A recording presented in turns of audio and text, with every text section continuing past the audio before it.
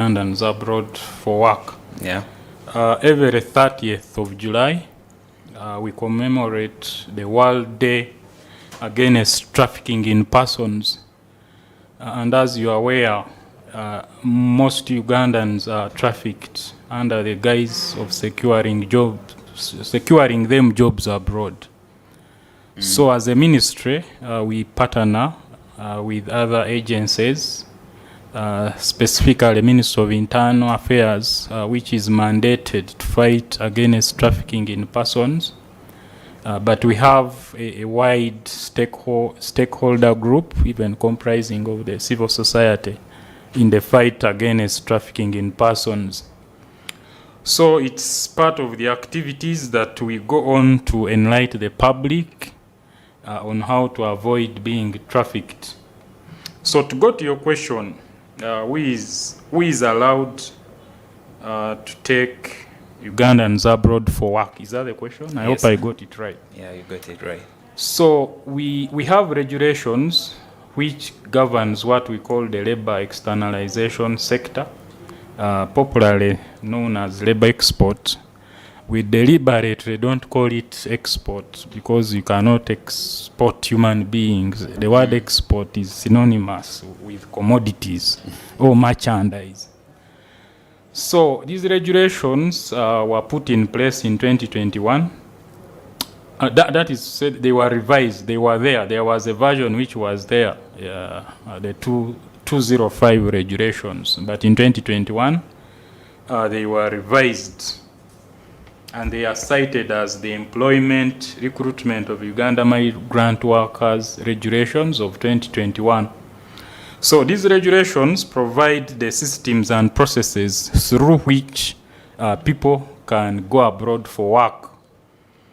And important to note from these regulations, they give Ministry of Gender, Labour and Social Development the mandate to license labor recruitment agencies which are supposed to externalize Ugandans who intend to work abroad. So it's among what the regulation require is that it has to be a company which is licensed by the Ministry of Gender. So you have to first register as a company with URSB, and then you secure a license from Ministry of Gender. This process is a very long process. It also involves the vetting of the directors of these companies by the security agencies, because trading in human beings, if I may use that word, is a very complex issue. Not everyone, not every Tom, Dick and Harry should open these companies. So there is a very laborious process which is used to license these individuals. So what does this mean? That it's only entities which have been licensed by the ministry that are supposed to take people abroad for work. And even when you are licensed, it doesn't automatically give you rights to take people. There are other processes you have to undergo. So you possessing a license is not enough. For instance, the same regulations provide for job orders. You must get an approved job order. How does this work? We partner with our embassies in the destination countries where these people go. So we have a system called External Employment Management System where the embassies are connected. So the embassies help to verify whether actually the jobs a particular company is fronting exist. So there is what we call the job order approval process. Once the ministry has approved that job order, then you can go ahead, a company can go ahead, recruit and deploy workers. Even in the process of deploying, there are other processes, like there is a mandatory pre-departure training. For security guards, they must have certificates of Interpol, that's certificates of good conduct. There are many others. So now this brings me to one question. Of late, it has come to our attention, the public is being hoodwinked by tours and travel companies.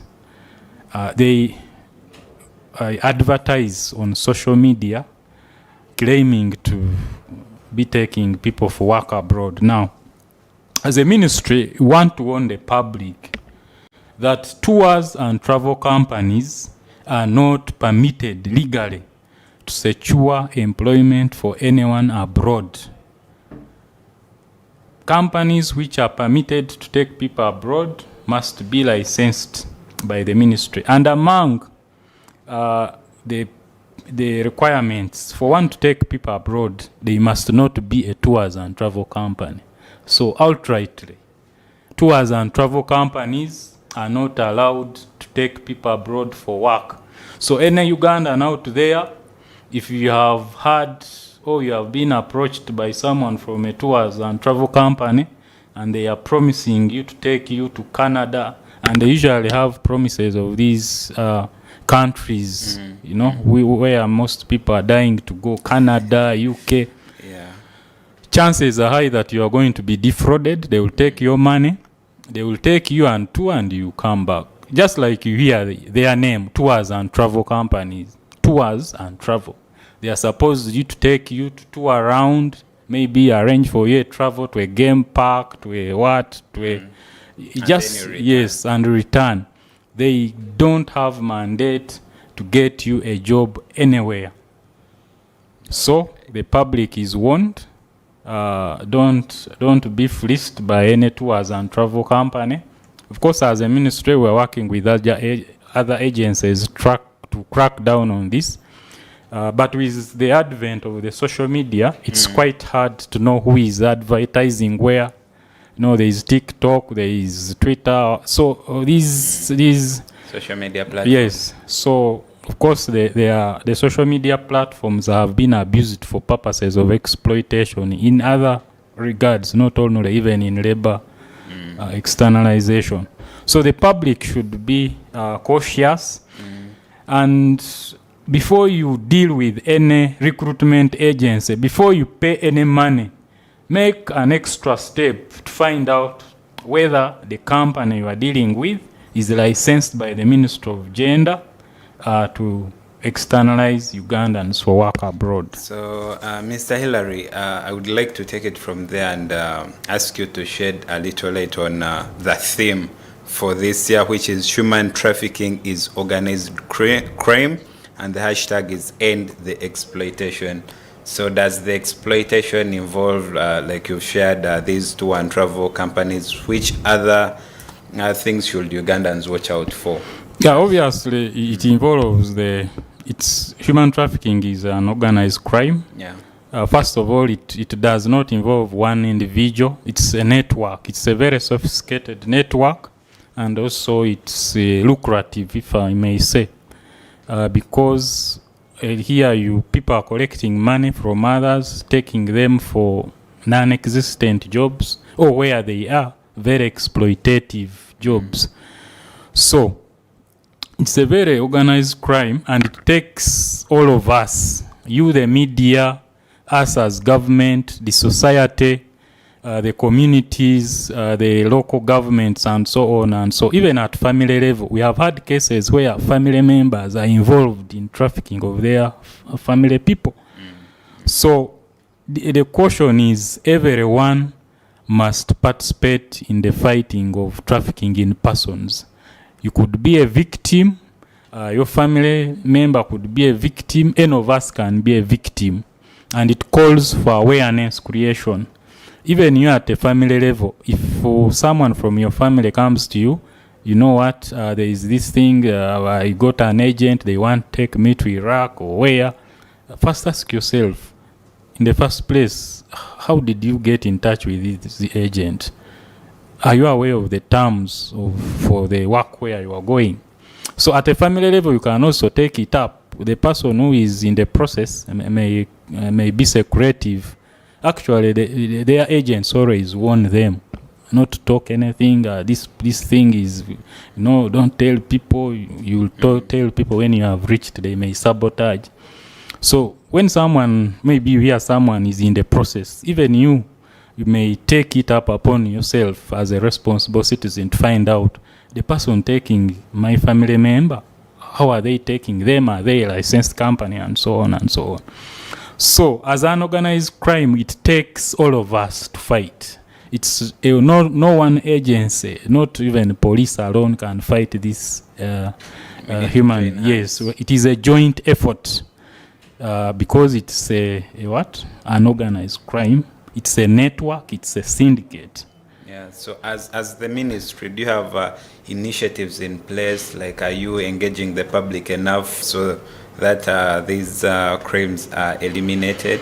Yes, as a ministry, we have taken a deliberate approach because lack of knowledge is one of the most causes of trafficking. If people don't know, they become susceptible to be trafficked.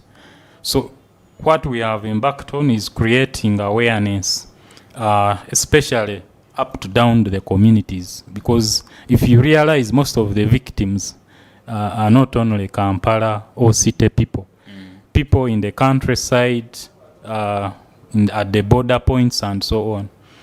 So we have taken a deliberate approach to sensitize communities. We work with we have several partners, the civil society, we have the International Organization for Migration, that's IOM. We have the International Labour Organization. So usually, of course, as government, there is that kind of sort the challenge of lack of enough funding. So you have to partner with several, because as you know, you work in the media. Communication is one of the most expensive area. If you are to spread all over, it's not a cheap innovation. So we have gone ahead to do sensitization, to warn the public, but we have also put in place mechanisms to control, especially like at the airport. Of course, most of the trafficking is transit through the airport. Entebbe Airport, then also we have the Kenya border. People using Malawa then go through Jomo Kenyatta Airport. So at Entebbe, we partner with immigration. They are part of the system we have in place, the External Employment Management Information System, whereby the people we clear, maybe what I didn't mention is that all people who are traveling abroad, the ministry clears them. If they are going on employment visas, they are going for work. So we have a database which we share with immigration people at the airport. Before they clear them at the airport, they check whether they have been approved by us, and then they clear them for travel. So those who have not been cleared, they are stopped. Okay. Then with the Kenya side, which is also a very a point of trafficking, our Ministry of Internal Affairs has entered a memorandum of understanding with the immigration of Kenya, so that people who Ugandans who turn up at the Jomo Kenyatta Airport, wanting transit to especially to the Middle East, the first question would be, you are Ugandan, why are you using Jomo Kenyatta, for instance, to go to UAE? Why didn't you go through Entebbe? So those, and indeed some of them have been returned to Uganda to travel through Uganda, where they are suspicious. Well, that sounds like a significant achievement. So I want to ask you if there are other achievements you as a ministry have registered in regards to closing down maybe these organizations which don't meet the standards or which are not really licensed. Yeah, we do have sanctions under the regulations. We have licensed companies which are involved in any breach of their license terms or act contrary to the laws. We revoke licenses, we suspend them. These companies also execute what we call bank guarantees of 100 million shillings. In case maybe a company X takes someone and someone gets stranded, they promised a false job, someone reaches, maybe they took a person as to work as a cleaner in UAE, the person reaches there, the job is not there, and the person is stranded. We can use that bank guarantee to repatriate the person. So we have put in place mechanisms to bring order in the sector. But obviously, there will always be some gaps here and there where a non-licensed company maybe opens up somewhere. By the time you get to know about it, or by the time you get to it, it has collected money from some people or even taken some people. So that's why awareness now would be the most effective means, so that people know which entities are licensed before they start dealing with them. So we have put in place several mechanisms to regulate the sector, because before this, maybe before in the 2010 and below, there were no form of structures. Someone would just go anywhere, someone would come and pick someone and take him or her anywhere. So it has been a developing process. Right. Obviously, we haven't reached the point where we think everything is in order, but it's work in process. Yeah. All right. You mentioned Kenya, and that you have a memorandum of understanding with them to track people who try to get out of the country from Jomo Kenyatta. Are there other countries you have labor agreements with? Yeah, we do. We have signed the bilateral labor agreements with some countries. We have a bilateral labor agreement with the Kingdom of Saudi Arabia. We have an agreement with Qatar. We have an agreement with the UAE. We have an agreement with Jordan. So these agreements we sign put in place mechanisms of recruitment and deployment of the workers in those particular countries, and also then the processes and the responsibilities of each government in that case. So, however, that is not to say that people don't go to countries where we have not signed agreements. An agreement kind of puts in place a mechanism to enable you engage the government of the destination country. Where there are issues, you address them jointly as governments. But where there is no agreement, it means you have to persuade the government to engage them. So the agreements make it easier to address the challenges that may be coming up. So the intention of the ministry is to sign as many agreements as possible, so that to the majorities of the countries where Ugandans go for work, we have agreements. So that is also, it's a continuous work in progress, because you have to negotiate, discuss, and so on and so. Yeah, you earlier stated that to crack down human trafficking, which we already know is now organized crime, it requires joint effort. Yes. So assuming someone deep in the village, they know of other people who are trafficking, their relatives or those close to them, are there channels or are there people they should reach out to? Do you have contacts on village level or community level, or these people have to reach out to the police? Thank you. Yeah, there are structures at the district level, but also the police. The police is also can be contacted in any case of trafficking. However, there are structures at the district level, and at every district there is a contact person for trafficking in persons. We have also civil society. Most of these civil societies have a network at the districts, in the regions, where there are contact persons in cases of trafficking in persons can be reported. Of course, we also have a national coordination office at Ministry of Internal Affairs, which is responsible for seeing all activities intended to preventing of trafficking in persons, and they also have a hotline for trafficking cases where someone can report. Okay, and in Uganda here we've had cases where people, now this is about child labor.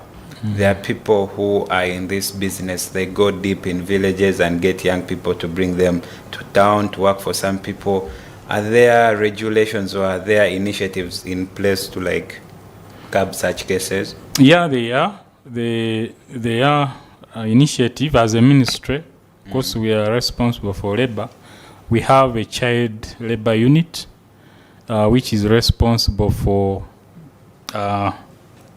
spearheading all the interventions aimed at stopping child labor, and also work with the district labor officers. The district labor officers in the different districts are the contacts for where cases of child labor have been identified. One can report to the office of the district labor officer, who will also in turn inform the ministry. So there are those networks, and also awareness campaigns have started. I think actually the issue of child labor has been a very critical issue. And as government, there have even been some formal communications with the International Labour Organization on the issue of child labor in Uganda. It's common, especially in the factory areas, and indeed, going forward, the government has come up really to fight this vice of child labor. And of course, also create awareness. There is a tendency, especially among the traditional communities, to think that children are also supposed to work, especially where children are being looked after by people who are not their parents. They think they should maybe work out, pay for what, as pay, work for. A form of payback for whatever support they are getting, which is not correct. So still at ministry level, we have also embarked on awareness campaigns and also tried to strengthen the interventions and take serious sanctions against employers, especially factories, which are perpetuating this vice of child labor. All right, thank you so much, Mr. Hillary. We'll take a commercial break, but we'll be right back to discuss more matters trafficking in persons. Do stay on. Issues at hand.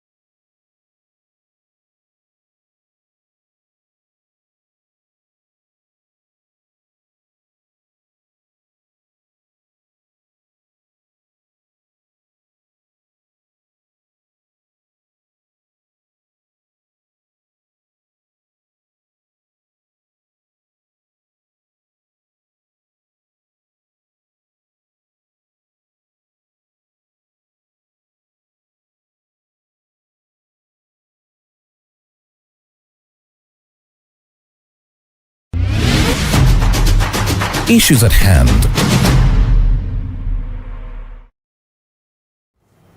Welcome back from that commercial break. You're still watching Issues at Hand here on Church of Uganda Family TV, and we are still continuing with the discussion. And today we are understanding Uganda's labor export regulations, and to help us understand them better is Mr. Hillary Taremwa from the Ministry of Gender, Labor and Social Development. So, Mr. Hillary, before we went for the break, you had already painted for us a clear picture of who is allowed to take Ugandans abroad. And you warned that even when a company is licensed, it's not like guaranteed to take people anyhowly. There are other processes to follow. So from here, allow me ask you, how does one easily identify a licensed recruitment company? Thank you. So these licensed companies, maybe to begin with, we have a website as a ministry where these companies are listed. One can use that website. Maybe if you can allow me to read it. Yeah, please go ahead. It's EMIS, that is EEMIS.mgsld.go.ug. So that's one forum where for one to find a list of the licensed companies. But we also know that not everyone can access the website. Yeah, sure. So what we do on a regular basis, we share these lists with all district labor officers. So anyone in any district, if they reach out to the office of the district labor officer, for Kampala, the different divisions have district labor officers. If you walk to any division headquarters, a labor officer can be able to tell you a company, whether a particular company is licensed or not. We also use the offices of the RDCs. If you contact any office of an RDC, they are able to help you identify whether a particular company is licensed. We also use the security network, the police. The police can also be able to help you identify whether a particular company is licensed or not. So ideally, you are able to get that information even at the district level. You don't have to travel to Kampala. For those who are in Kampala, you can always come to the ministry and verify.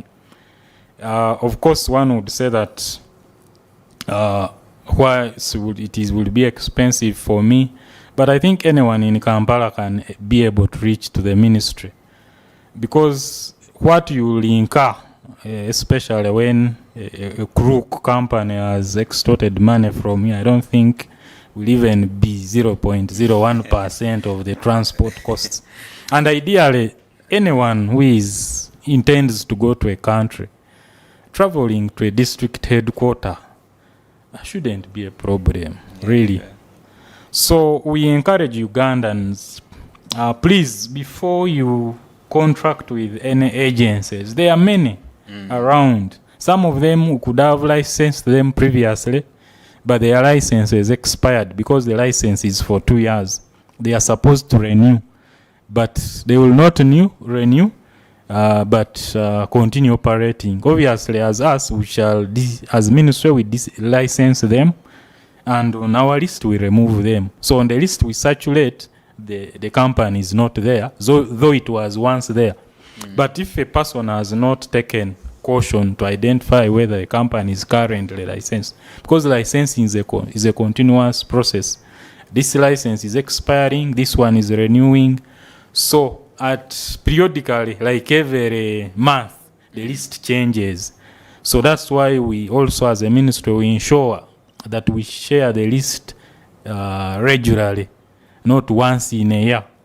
So we encourage Ugandans, before you sign up with any recruitment agencies, take the burden to confirm whether that particular company is licensed, because the dangers of dealing with a non-licensed company is that you will end up in exploitative employment. That is, if you go, or they will pick money from you and they will not take you.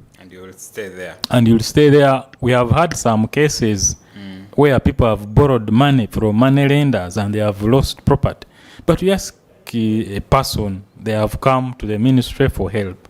How do you get 10 million? You have borrowed from a money lender. You pay it to a company without at least doing basic due diligence.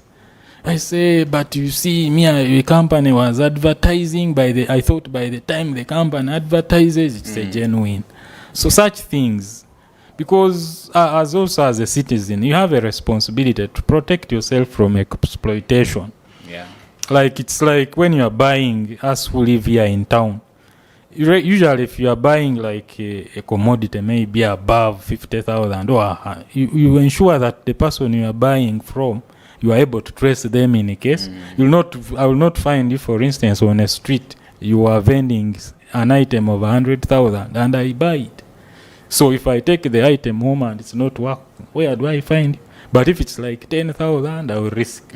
So equally, we encourage Ugandans, you are paying 5 million, 6 million. Before you try to do, at least ask around. I am very sure you will get there. And we have saved many people. Those who have come to the ministry, someone comes, maybe a fake company, and they usually go to the countryside because they know there is lack of information. So they advertise on these loudspeakers, they are called community radios. Yeah. But by the time the company is not licensed, but some agent maybe who once worked with the licensed agency has discovered there is a loophole here and here. They pick money. Of course, those who will complain and perhaps report to police, they will refund. But not everyone will report. Some will give up, others will be frustrated. Then others, they will after collecting, they will tell you, we cannot refund all the money. We had bought your visa, but there were some issues here. In some cases, they fake medical reports. They say you have failed a medical report. Whose problem? You have failed a medical test. Is it our problem? Us who are ready to take you, but you have failed such things.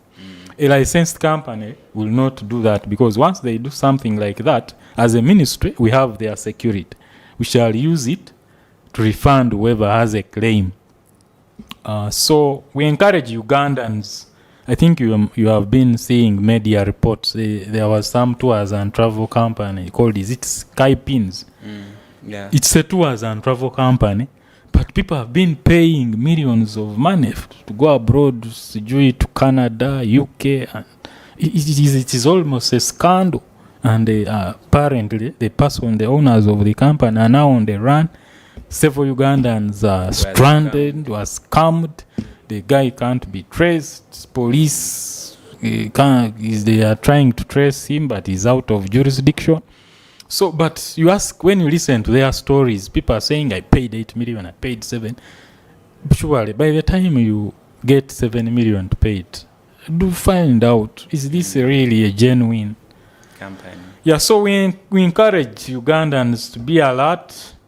Of course, there is a lot of unemployment in this country, which has created despair among the unemployed youth. Even internally, by the way, people are scammed. There are people who put adverts in media houses saying we have jobs, what. Then people submit applications, then they give them items to vend that you'll be paid by commission. You have heard of those stories. Yeah. So because of that high level of despair, the scammers are very many out there. They know once I say I will take you abroad, people will come. So we call upon Ugandans to be very vigilant. Before you engage any company, please find out whether it's a licensed company to take people abroad. Of course, others will tell you, I'm registered with URSB. That's not the registration we mean. On top of registering with URSB, you are supposed to come to the Ministry of Gender, Labor and Social Development, and you get an external labor license. All right. Thank you so much for that insight, Mr. Hillary.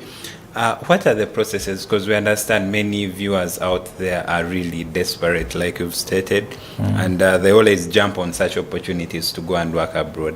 But what are those processes one has to follow before they travel abroad? So the processes, of course, they depend also on the job category. For instance, those who go for domestic workers, first of all, you need to be sure that the company has those jobs. And how do you do that? On this website I mentioned earlier, on top of putting the licensed companies, we put the available jobs which have been recently approved by the ministry, and then we indicate the companies which hold them. So we usually encourage people before, if company X comes to you, yes, after establishing that it's licensed, through those same channels I've told you, the labor officer, the RDC, the police, you also go ahead and find out, do they have actually these jobs? For instance, do they have job orders for domestic workers to Saudi Arabia? And you'll be able to find. So once you are certain that this company is licensed and they have the jobs, then you can go ahead and register with them. So we have regulations, for instance, like domestic workers. They are not supposed to pay any money, because the companies or the employers where they are going, they usually fund the whole process, the visa, the air ticket, and so on. So you register. The only fee you can pay is maybe like a registration fee, which shouldn't be more than 50,000 or 20,000. Then you start the process. There is a mandatory training for 14 days. So you have to go through the training. It's called pre-departure orientation, where they orient you about the cultures of the country where you're going, the basics, the basic laws. It's how long? It's 14 days, 14 working days. Those are 2 weeks, yeah. Yes. To educate you on the cultures where you are going, the laws, the basic laws, the do's and don'ts.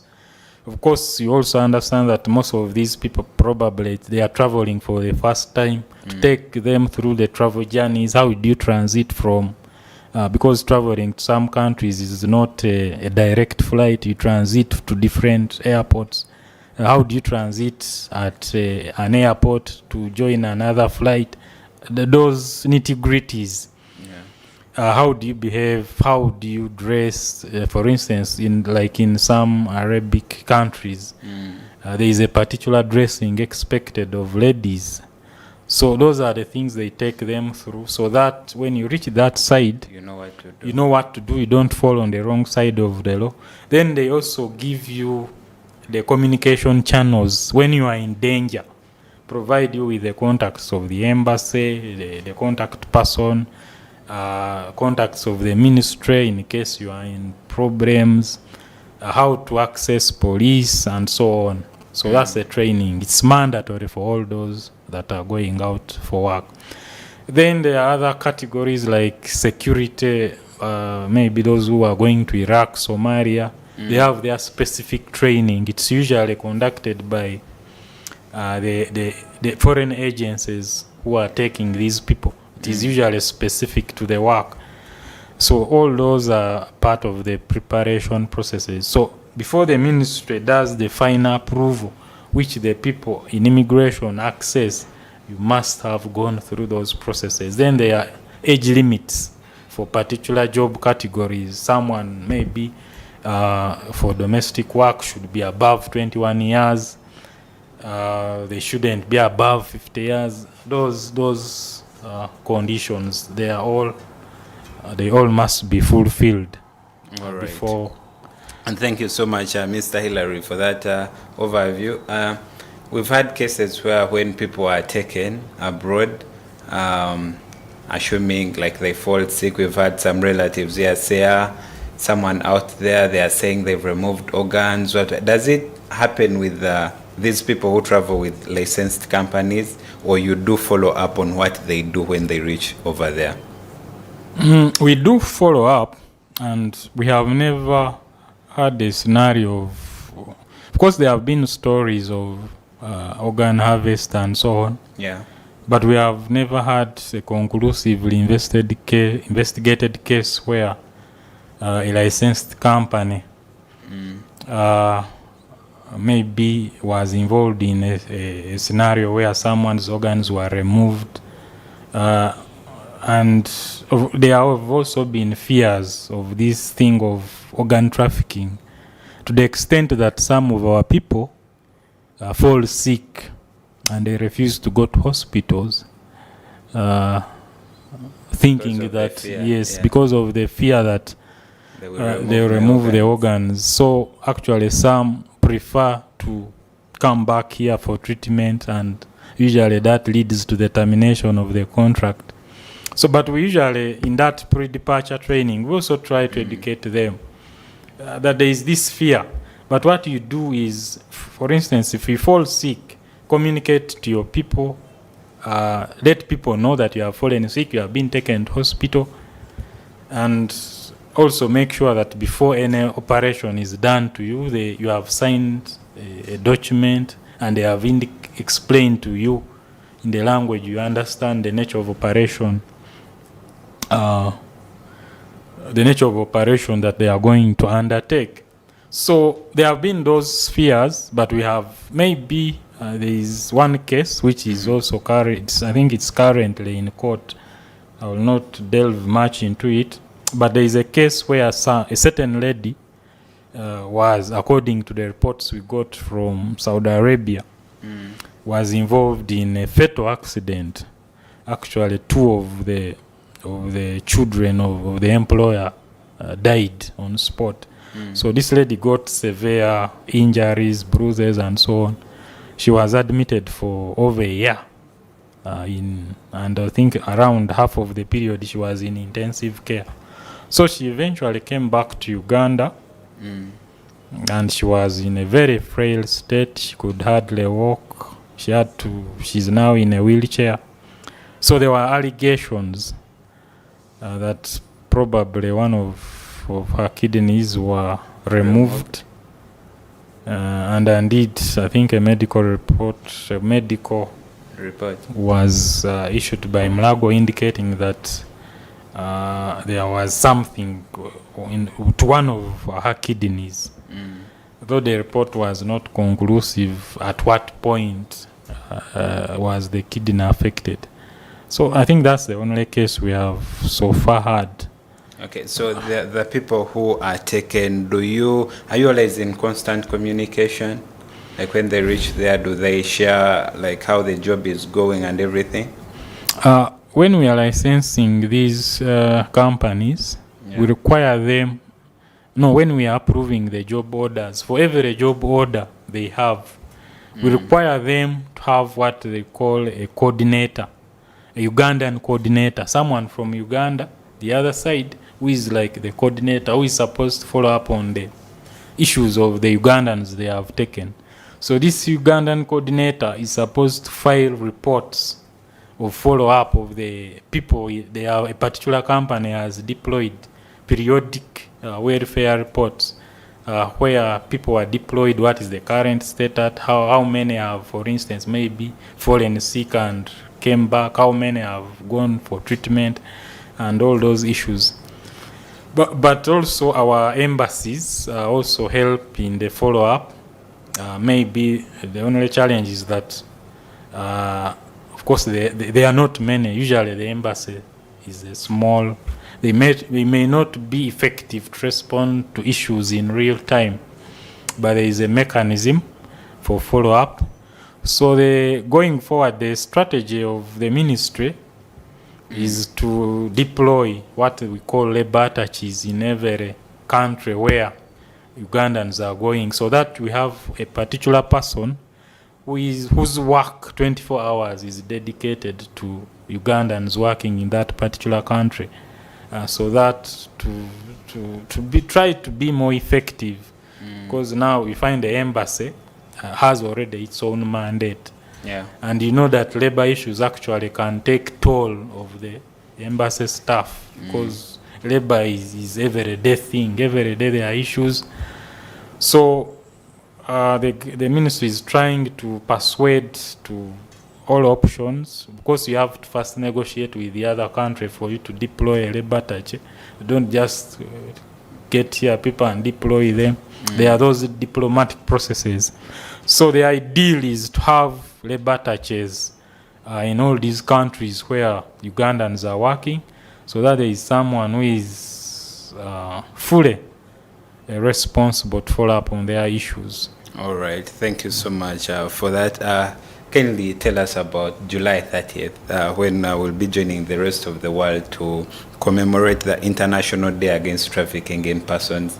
Have you prepared any event or something of the sort? Yeah, as it is a practice every year, Uganda, it's an international day. We shall join the rest of the world to commemorate the World Day Against Trafficking in Persons.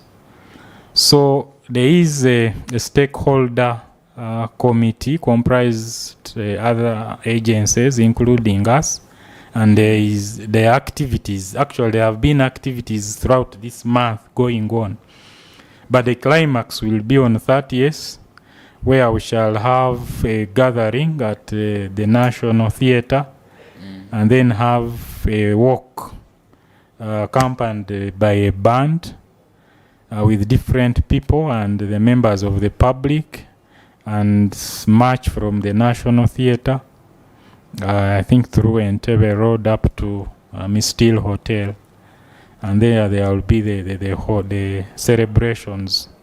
The national celebrations will be at Mistil Hotel. All right, thank you so much for that. In a quick 2 or 3 minutes, could you kindly say your parting shots to the viewers? Yeah, my parting shots to the viewers is to request the public to be vigilant, especially those who have interested themselves in going abroad for work. Before you sign with any company, take it upon yourself to find out whether the company is legally licensed to take you abroad for work. And I warn the members of the public at large that tours and travel companies are not licensed to take people abroad for work. No one should deal with a tours and travel company to travel abroad for work. You can deal with a tours and travel company if you are going to tour. Maybe you are going to tour a game park. If those who have money, they are going for holidays, maybe in Dubai, in US and so on, for purposes of touring and coming back to Uganda. Tours and travel companies are not supposed to take you anywhere for work. Well, thank you so much, Mr. Hillary Taremwa. Ladies and gentlemen, today we've been discussing the Uganda's labor export regulations, and with me for the discussion was Mr. Hillary Taremwa from the Ministry of Gender, Labor and Social Development Issues. He has issued warnings to all Ugandans who would want to take part in working abroad, or who would want to go out for work in different countries.